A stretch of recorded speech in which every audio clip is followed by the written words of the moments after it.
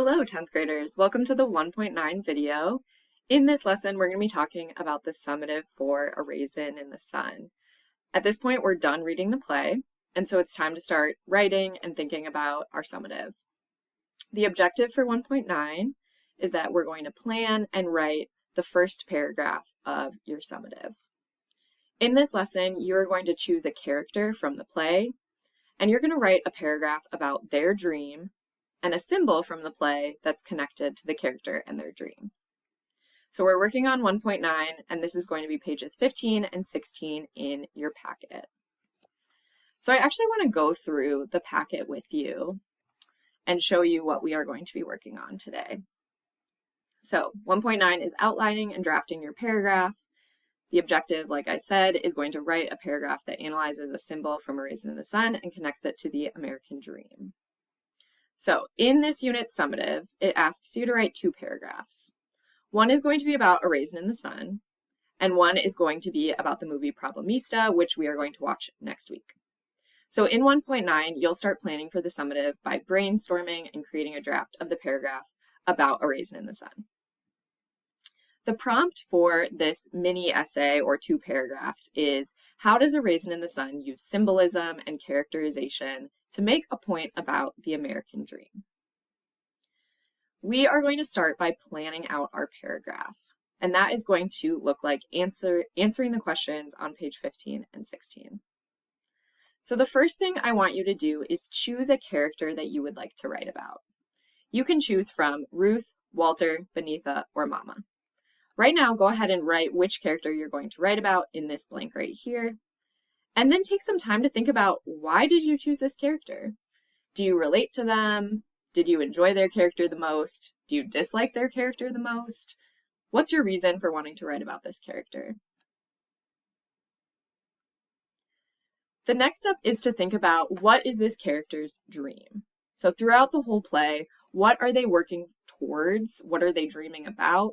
What do they want to achieve in their life? Once you've figured out what that character's dream is, it's also important to think about the motivation behind their dream. So why is this the character's dream? And use some detail. What's in it for them? What's in it for their family? Why are they motivated to achieve this dream?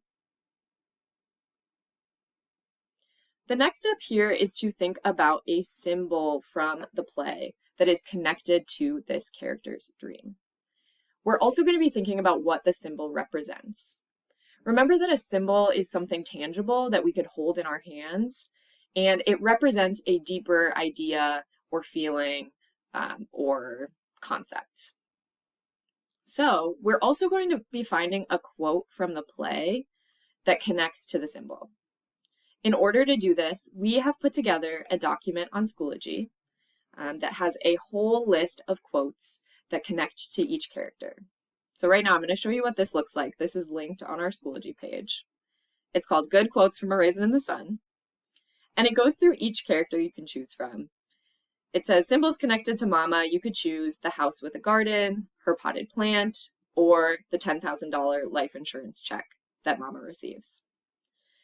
Then it goes ahead and gives you page numbers and quotes that connect to these symbols and connect to Mama's dream. So read through, if you are choosing Mama, I want you to read through this page, pick your symbol, and choose the best quote that fits with that. If you want to write about Benita, the symbols you can choose from are college or books, her hair, Nigerian robes, headdress, and records. And then we have a list of quotes that connect to Benita and the symbols for her dream. If you're going to write about Benita, read through this page and choose the best quote and the best symbol. If you would like to write about Walter Lee, the symbols you can choose from are money, the $10,000 insurance check, the liquor store, the house in Clybourne Park. And again, we have a list of quotes that you can read through and select. Finally, if you want to write about Ruth, you could use the symbol of her baby that she is pregnant with, the ironing and the work she does around the house, the food that she makes and offers to Walter, or the house in Clybourne Park. And then you'll read through these quotes and choose the one that fits best with your symbol. So use that document to write down the symbol that you've selected right here, and then write down the quote from the play. Remember to include the page number. This question is asking you to think about the end of the play and what happens to the character and their dream by the end. So are they able to achieve their dream?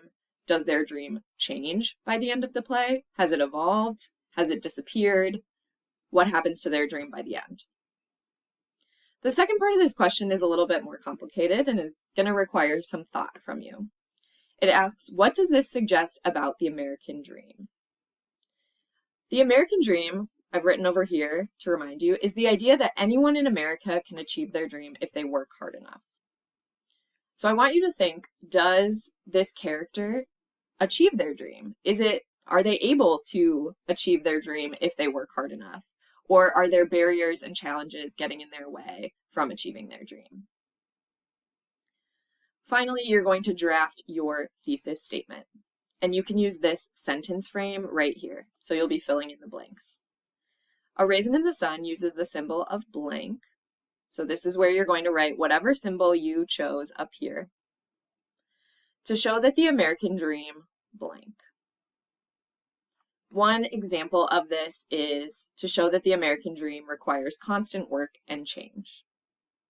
So you need to think about what your character and their dream tells us about the American dream and whether people can achieve it. This part is a little bit more complicated and might take some time. So if you want me to look over your thesis statement, I'm more than happy to do that. Finally, after I've gone through all of these questions, I want to show you an example that we put together using the character of Joseph Asagai. So he's not one of the options that you can write about, but I went through and filled out this chart for Joseph Asagai. So if I picked Asagai, I would start by collecting some basic information about him.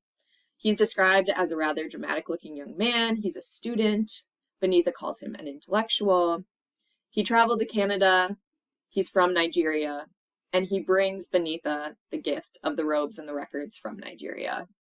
He also has this argument with Beneatha about mutilating her hair because she straightens it. And then they have this argument about being an idealist or a realist.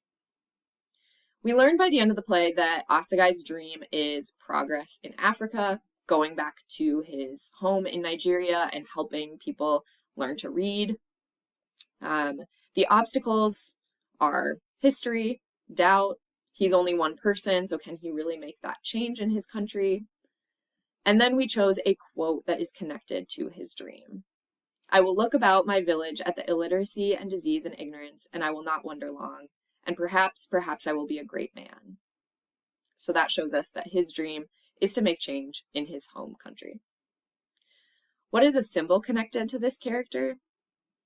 The symbol is a line that reaches into infinity. So Asagai says about progress and about dreams. What you just said about the circle, it isn't a circle, it's simply a long line, as in geometry, one that reaches into infinity. Asagai believes that progress is a line that never ends. No matter how long it takes, change will come, even if we can't see it because it's too far in the future.